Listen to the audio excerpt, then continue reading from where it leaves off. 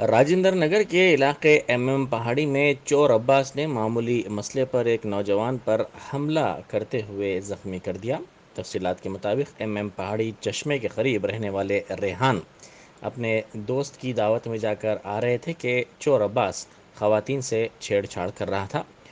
रेहान ने इस पर एतराज़ किया, जिस पर अब्बास ने रेहान पर हमला करते हुए उन्हें ज़ख्मी कर दिया। रेहान ने इस बात की शिकायत अत्तापुर पुलिस आउटपोस्ट से की, जिसके बाद पुलिस ने उन्हें दवाखाना भेज दिया और इस सिलसिले में एक केस दर्ज कर लिया।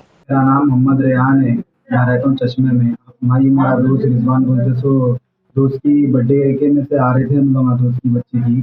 वो चोर अब्बास क्या करा, वहाँ पर लेडीज से लड़ रहा था कि उसके 5-6 बच्चे थे, वहाँ पर लड़ रहे थे उन लोग। हाँ, तो हमने हफ्ते में देख के कहीं को लड़े हुई बोल के हमने रुके। रुकने के बाद स्कूटर भिजा दिए एक बच्चे को। भिजा देने के बाद अब्बास क्या करा, बोलते तो मैं और एक को जाम यहाँ की बोल के मैं और एक को भेज रहा हूँ।